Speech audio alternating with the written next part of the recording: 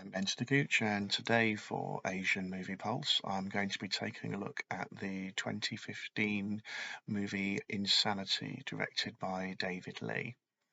Films regarding mental health can be quite a tricky one to do, and especially when you are trying to balance the commercial instincts of filmmaking alongside those where you're trying to deliver a more socially conscious message. Insanity is one of those movies that struggles to kind of marry the two together. Our film begins with a fan played by Sean Lau having a schizophrenic breakdown, which results in the death of his wife, and is taken to a psychiatric hospital in lieu of a prison sentence, and where he is treated by the professor there, the Chow, played by the mainland movie star Huang Xiaoming. After 3 years, he's treated and deemed be fit to be released back into the community, with Chow just keeping a close eye alongside him. Things come to a head, and Fan is struggling to sort of adapt a little bit to society. His late wife's mother is sort of following him around, pretending to be nice, but is sort of really sort of trying to sort of victimize him as best as she possibly can. Fan is working in a restaurant, and she arrives to bring him soup, and it's really not a sort of good situation. You can see that he's struggling. Chow is relatively ambitious and wants to sort of take over the hospital, and upon the death of the president there, he succeeds in taking responsibility. And then one evening, Fan sort of calls him. He's been sort of struggling with his mental health and is on the top of the building and is accosted by a drug addict. The confrontation turns ugly, and this drug addict is left seemingly for dead upon Chow's arrival, and Fan is encouraged to escape because Chow's left his mobile phone on the side. Chow sort of meets up with Fan and encourages him to, firstly, to sort of turn himself in before deciding, no, actually, I'm going to treat you. Sort of recognising it probably doesn't look too good that he's really pushed for this gentleman's release after a few years, saying he's cured, and this could have significant ramifications on his career. So he takes himself off to treat Van independently. All the while, his fiancée, Shum, played by Fiona Sip, who is revealed to be pregnant, much to the disconcertation of Chow. So she's trying to sort of track him down, along with another one of the doctors, Dr. Lu, played by the never-aging Alex Fong. Things take a sort of darker twist as we head towards the climax, with a few plot twists emanating. And as ever with these things, don't always end happily ever after. Now, I said that this film struggles with marrying the mental health side of things in terms of both the commercial instincts and the desire to have a social conscience. And it does try to sort of play up the challenges of schizophrenia. There's lots of representation to the idea of how hereditary it can have massive impact. If one parent has it, then there's potential for recurrence in future generations. If two parents have it, then it's even more likely to recur. But where it struggles is twofold. Firstly is in the direction, and we get the moments of the social content, which is the music getting softer, sadder, the camera work's a bit is sort of more pastely coloured, and everything's being taken incredibly seriously. But this is a commercial thriller. And so we get trappings of the sort of horror movie with the sort of quick cuts and sort of jump shocks, and the music takes a more abrasive tone. It doesn't kind of gel, and we sort of jump from one to the other, particularly in the second half, quite badly. The other part is in the performances.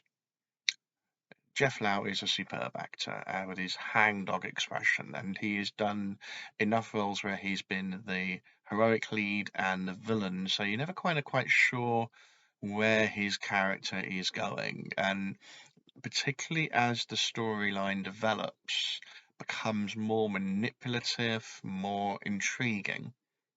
Whereas Huang Xiaoming he's probably too good looking to be in the role. He sort of struggles uh, against Jeff Lau. It's a no contest really. Jeff Lau wins this, and as we learn more about Chow's backstory, certain elements become clearer, and we almost get a bit of a role reversal happening between the two characters. The It hinges on a couple of plot twists, which, if you're paying close attention, will not come as a surprise. It's quite clear what's happening if you're keeping your focus on this.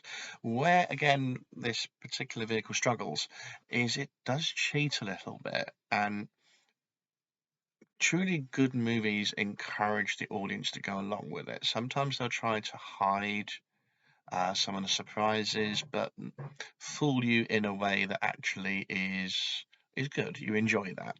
This one kind of pulls the rug from underneath you with, "Aha, we fooled you," but without actually, "Oh, that happened, but you didn't explain that 40 minutes ago. Now I'm going to suddenly follow this," and that really can be quite off-putting when actually you should have known this part kind of crops up.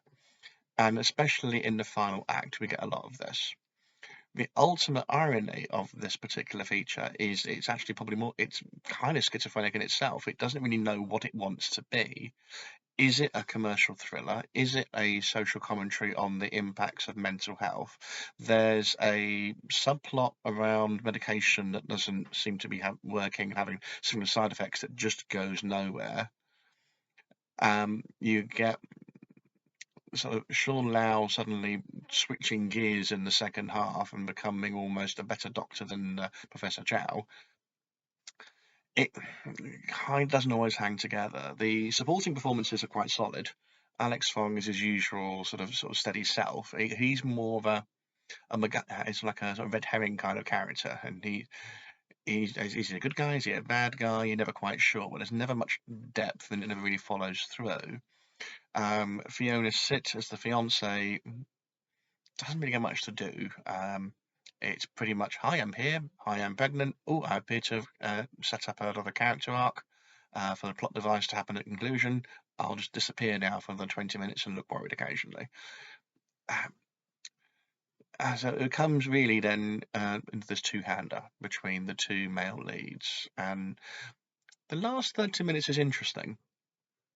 It's a very sort of powerful sort of setup, and I do like the way that the visual representation of schizophrenia is put on here. About the delusions can potentially be quite graphic, quite real, and quite scary. But again, it how it is utilized is possibly ethically a bit challenging because you've suddenly going into commercial instincts here. And as I said, the surprises shouldn't pay much attention. If you're paying attention, shouldn't come as a great surprise. It's an entertaining feature. It's not bad by any means.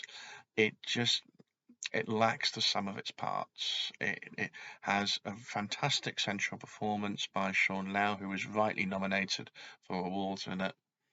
The direction is solid, but again, jumps all over depending from scene to scene. It's a little bit on the sporadic side. It'll entertain you. You will enjoy it while you're watching it, but if you start thinking about it for more than a few seconds, then it does kind of tend to fall apart. So sit back, relax, let it go past you.